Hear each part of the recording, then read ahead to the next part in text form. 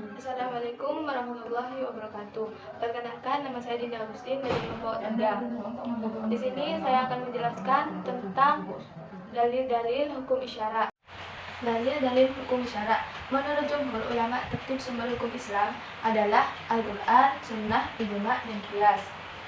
Al-Quran adalah sumber hukum Islam pertama karena merupakan firman Allah Subhanahu wa Ta'ala. Sedangkan Sunnah sebagai sumber hukum kedua karena ia merupakan uraian, penjelasan, dan penjabaran Rasulullah SAW atas wahyu yang diturunkan kepadanya. Otoritas atau kehujahan Sunnah pun menjadi ada karena memang ada restu dari Al-Quran. Sedangkan dalil-dalil hukum yang tidak disepakati meliputi ihtisan, istihab, maslahah, mursalah, urf madhab, sahabi, dan syar'uman ulama. Sebagai jumhur ulama, ada yang menjadikan dalil-dalil tersebut sebagai sumber hukum dan ada juga yang tidak sepakat. Artinya, dalil-dalil hukum dapat diklarifikasikan menjadi dua, yaitu yang pertama, dalil-dalil hukum yang disepakati oleh para ulama. Yang kedua, dalil-dalil yang tidak disepakati keberadaannya sebagai sumber hukum. Pengertian dalil hukum dalam kajian ilmu ushul fikih, para ulama mengartikan dalil secara etimologis sebagai suatu yang dapat diberi petunjuk kepada yang dikehendaki atau dicari, dan dapat juga dikatakan bahwa kata dalil secara bahasa mengandung beberapa makna, yakni penunjuk, buku petunjuk, tanda atau alamat, daftar, isi buku, bukti, dan saksi. Dalil hukum yang disepakati yang pertama, pengertian Al-Quran. Menurut sebagai besar ulama, kata Al-Quran dalam perspektif etimologis merupakan bentuk masdar dari kata qara'a yang bisa dimasukkan pada wazan fu'lan, yang berarti bacaan atau apa yang tertulis padanya. Kedudukan Al-Quran sebagai sumber hukum.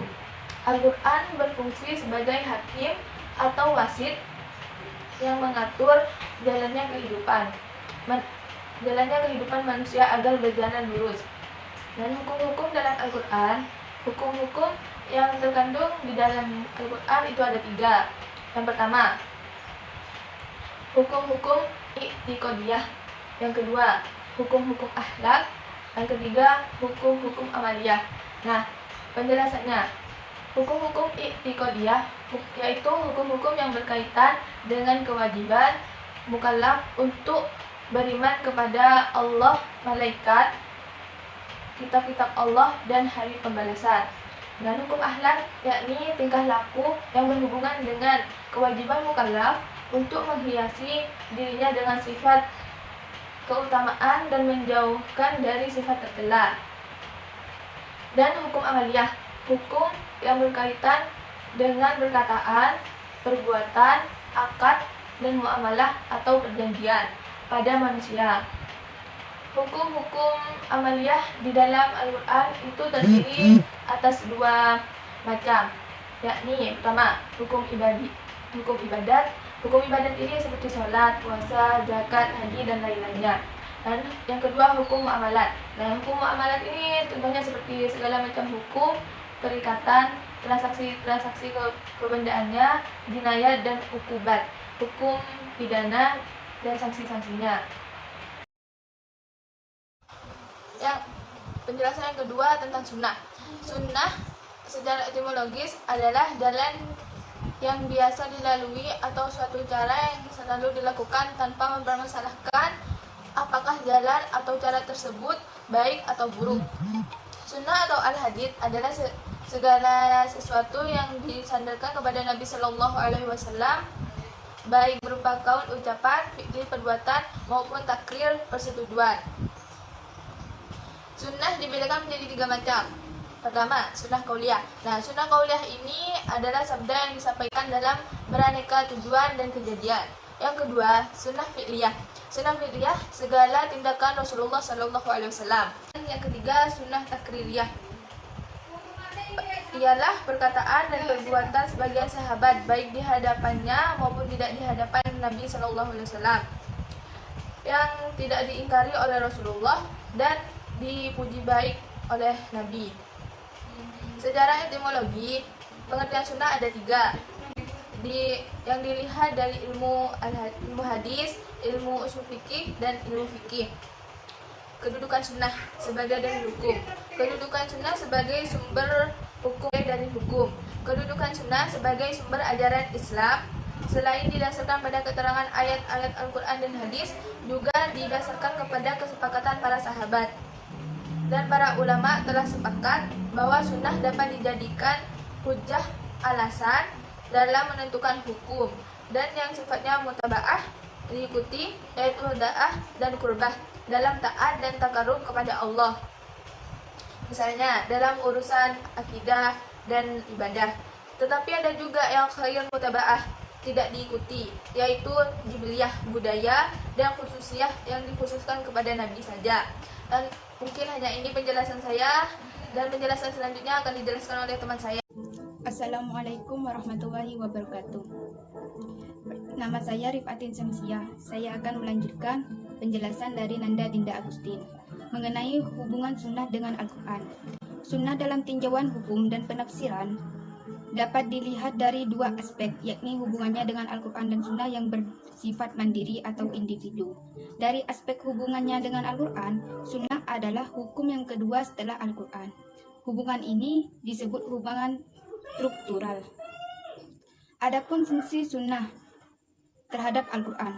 Fungsi sunnah terhadap Al-Quran dari segi kandungan hukum: 1. Sunnah sebagai bayan atau penjelas. 2. Sunnah berfungsi sebagai menambahkan hukum-hukum yang telah ada dasar-dasarnya secara garis besar dalam Al-Quran. 3. Sunnah menetapkan hukum yang tidak terdapat nasnya dalam Al-Quran. Ijma'. Pengertian ijma'. Kata ijma' secara bahasa berarti kebulatan tekad terhadap suatu persoalan atau kesepakatan tentang suatu masalah. Menurut istilah usul fikih, seperti dikemukakan Abdul Karim Zaidan, adalah kesepakatan para mujtahid dari kalangan umat Islam tentang hukum syara pada satu masa setelah Rasulullah wafat. B. Dalil keabsahan ijma' sebagai landasan hukum. C. Landasan atau sanad. Ijma' baru dapat diakui sebagai dalil atau landasan hukum bila mana dalam pembentukannya mempunyai landasan syara yang disebut sanad landasan ijma'. Macam-macam ijma'.